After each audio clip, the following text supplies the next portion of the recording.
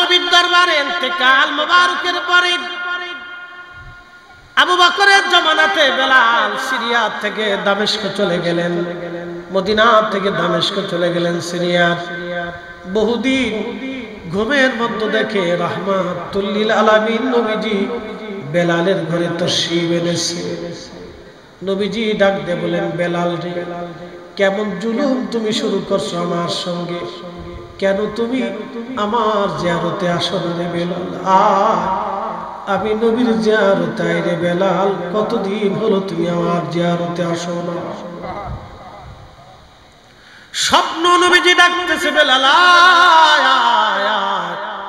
আহা, আজকে একজনকে ওয়াজ করতে শুনলাম, এই ভদ্রলোক ওয়াজ করতেছে নবীরে দেখলে জান্নাতে যাবে তার কোনো প্রমাণ নাই।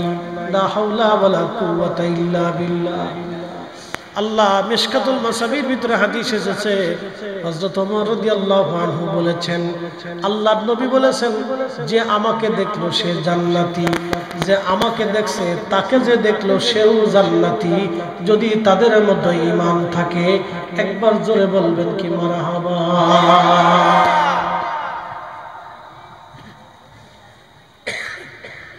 এ আল্লাহর মুসলমান, নবী স্বপ্ন দেখালেন, বেলাল আমি নবীর জিয়ারতে আসো রে বেলাল, কেমন জুলুম তুমি আমার সঙ্গে শুরু করছো, বেলাল কেন আসো না আমার জিয়ারতে? স্বপ্ন দেখার পরে বেলাল সিরিয়া থেকে রওনা হয়ে গেল। মদিনার পানে রওজা মোবারক তখন এরকম ছিল না, কাঠের জালি দিয়ে রওজা শরীফ ঘিরে রাখা ছিল। তখন আবু বকর ওমর দুনিয়াতে জিন্দা। বেলাল আসছে রওজা শরীফের পাশে বসে বসে, রওজা মোবারকের মধ্যে মাথা ঠেকি বেলাল কাঁদতেছে। নবীজি গোলামকে আসতে বলেছিলেন, গোলাম আপনার কদম মোবারকে হাজির হয়ে গেছে, ইয়া রাসূলুল্লাহ আমি আপনার জিয়ারতে আসছি। আপনি একটু নিজে চিন্তা করেন তো, আশেককে নবীজি ডেকে নিজের কাছে আনতেছে, আসো তুমি কেন আমার জিয়ারতে আসো না বেলাল, তুমি আসো আমার কাছে। আল্লাহর নবী বেলালকে কতটা ভালোবাসলেন। ইন্তেকালের পর নবীজি জিয়ারত করার জন্য বেলালকে নিজের কাছে ডেকে নিয়ে আসছে। আমি জানি প্রেমে পাগল সে তো মদিনা, প্রেমানলে উড়ে মরি, প্রেমানলে উড়ে মরি, ওহে রব্বানা। আমি জানি প্রেমে পাগল সে তো মদিনা, আমি জানি প্রেমে পাগল সে তো মদিনা। হযরত বেলাল বসে বসে কান্দে, হুজুর আমি আসছি, আপনি আসতে বলেছিলেন, আপনার কদম মোবারকে আমি হাজির। নতুন মুয়াজ্জিন আসছে আযান দেওয়ার জন্য, এসে দেখতেছে রাসূলের মুয়াজ্জিন বেলাল বসে বসে কান্না করে। নতুন মুয়াজ্জিন ডাক দিছে, সাহাবীরা নবীর মুয়াজ্জিন বেলাল ফিরে আসছে, তোমরা আসো। মদিনা থেকে সাহাবীরা বের হয়ে দৌড়ে আসছে, এসে দেখে নবীর মুয়াজ্জিন বসে বসে কান্না করে রওজা মুবারকে। ওমর আসলেন, উসমান আসলেন, আলী আসলেন, আবু বকর, তালহা, জুবাইর, সাহাবায়ে کرام এসে বলতেছে, বেলাল কতদিন হলো তুমি আযান দাও না, একটা আযান দাও। নবীর ইন্তেকালের পরে আর আযান তুমি দাও নাই। বেলাল বলতেছে, সাহাবীরা রে, আমি নিয়ত করেছি নবীর ইন্তেকালের পরে আর আযান দেব না। আমি কারে আযান শোনাবো? কে আমার আযানে নামাজ পড়াইতে আসবে বলো? বিরহ বেদনা তো কঠিন, প্রেমিক ছাড়া কেউ বুঝবে না। ইশকে রাসূল প্রেমিক ছাড়া কেউ বুঝবে না। বাবারে অনেক বিদ্যা হলে ইশকে রাসূল হয় না, অনেক অর্থ হলে ইশকে রাসূল হয় না। ইশকে রাসূল আল্লাহ যার কলিজার মধ্য দিয়ে দেয় তিনি শুধু ইশকে রাসূলের অধিকারী হয়। কি কথা বলেন ঠিক কিনা? সবার অন্তর কিন্তু রাসূলের মহব্বতে কাঁদে না, সবার দিল কিন্তু রাসূলের ইশকে জিন্দা হয় না। হযরত বেলাল কাঁদতেছে, বলে না আমি আর আযান দেব না। সাহাবে کرام বলেন হাসান হুসাইনকে ডেকে নিয়ে আসো। হযরত হাসান হুসাইনকে ডেকে নিয়ে আসা হলো। দুইজনের চেহারা আল্লাহর হাবিবের চেহারা মুবারকের মতো ছিল। নানার চেহারা দুইজনে পেয়েছিলেন। হযরত বেলাল রওজা শরীফ থেকে উঠে দৌড়াইয়া হযরত ইমাম হাসানের বুকের মধ্যে মাথাটাকে গুন গুন করে কাঁদতেছিলেন। আবার ইমাম হুসাইনের বুকের মধ্যে মাথাটাকে বেলাল কান্দে। আরে কান্নার ভিতরে নবীর মুয়াজ্জিনকে হযরত ইমাম হাসান ডাক দিয়ে বললেন, নানার মুয়াজ্জিন কতদিন হলো তুমি আমরা আযান শোনাও না গো, আজকে যাও আমাদেরকে আজকে আযান শোনাইবা যেইভাবে আমার নানারে আযান শোনাইতা। হযরত বেলাল একটা দৌড় দিয়ে সেই মহিলার ছাদের উপরে দৌড়ায় চলে গেলেন। সেই ছাদটা এখনো মসজিদে নববীতে আছে। যদি কোনোদিন জাহান দেখবেন একবারে রিয়াজুল জান্নার ডান পাশে পিছনের অংশে একবারে কাছাকাছি। ওইখানে দাঁড়ায় বেলাল আযান শুরু করলেন, আল্লাহু আকবার আল্লাহু আকবার। সারা মদিনে আযানের আওয়াজ ছড়ায় গেল। ঘর থেকে মহিলারা, বাচ্চারা, শিশুরা, বৃদ্ধরা সবাই মিলে মদিনার রওজা শরীফের দিকে, মসজিদে নববীর দিকে দৌড়ায় দৌড়ায় আসে।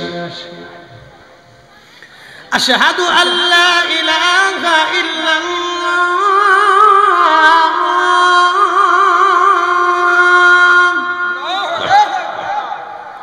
সারা মদিনার ভিতরে কান্নার রোল। নবী কি ফিরে আসছে বুঝি, নবী বুঝি ফিরে আসছে, নবী বুঝি ফিরে আসছে রে।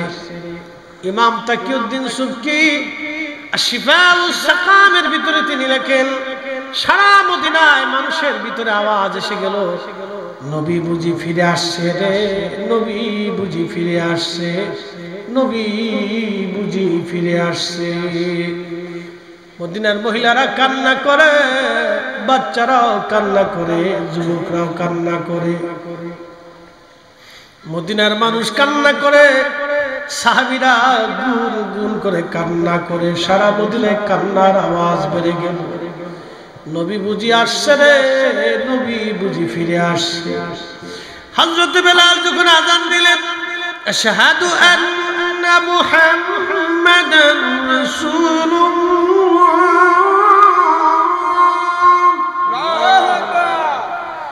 সমগ্র মদিনার মাটিগুলি থরথর থরথর করে কেঁপে উঠল।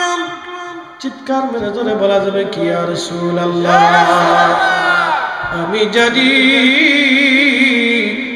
প্রেমে পাগল সে তো মদিনা, প্রেমানলে পুরে মরি, প্রেমানলে পুরে মরি ওহে রব্বানা। আমি জানি প্রেমে পাগল সে তো মদিনা। মদিনার মাটি থরথর করে কেঁপে উঠল। পৃথিবীতে কোনদিন কখনো হবে না, হয় নাই, হবে না, কারো আজানে পৃথিবী কেঁপে উঠবে না। একজনের আজানে পৃথিবীর মাটি কেঁপে উঠেছিল, তিনি বেলাল।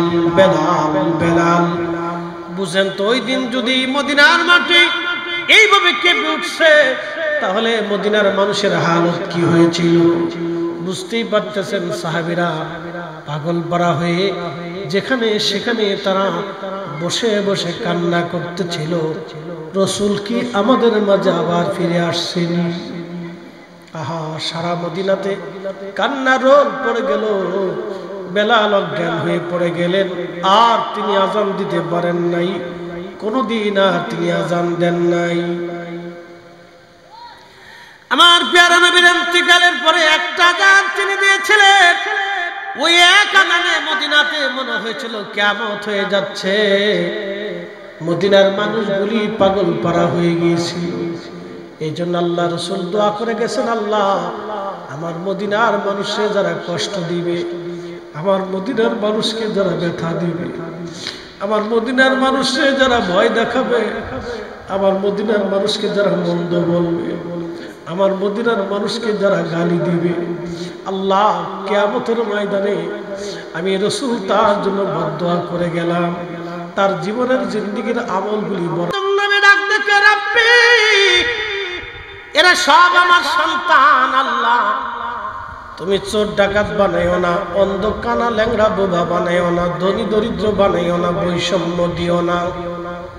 ইয়া আল্লাহ আপনি আমার সব সন্তানদেরকে সমান বানায় দেন, কাউরে ধনীও দিয়েন না, গরিবও দিয়েন না, বোবাও বানায়েন না, অন্ধ বানায়েন না, সবাই এক লেভেল করে দেন। আল্লাহ ডাক দেখেন, আরে আদম আমি এক লেভেল বানাবো না। বলে আল্লাহ কারণ কি? বলে আমি আমার বান্দাদেরকে পরীক্ষা করব। জোরে বলবেন কি সুবহানাল্লাহ। কি করবে? সবার ক্ষেতের ধান কি একরকম? হ্যাঁ, একজনেরটা বেশি হয় আরেকজনেরটা পরীক্ষা। যার ধান খেতে ধান কম হয় সে যদি মনে করে যে ওর ধান খেতে ধান বেশি হয়েছে, এটা কেমন হইলো? হিংসা করতে পারবেন না। সবার বাড়ি ঘর কি একরকম? কার পরীক্ষা? কারো অন্ধ ভিক্ষা করে খায়, আল্লাহ ওরে আপনার সামনে অন্ধ বানাইয়া হাত পাতাইছে, আপনি ভিক্ষা দেন কিনা দেখার জন্য। কথা বল না কেন? আপনি ভিক্ষা দেন কিনা দেখার জন্য আল্লাহ তার অন্ধ বানাইয়া আপনার সামনে পাঠাইছে। নদীর এপার ভাঙ্গে ওপার করে, এই তো নদীর খেলা। সকাল বেলার ধনী রে তুই ফকির সন্ধ্যা বেলা,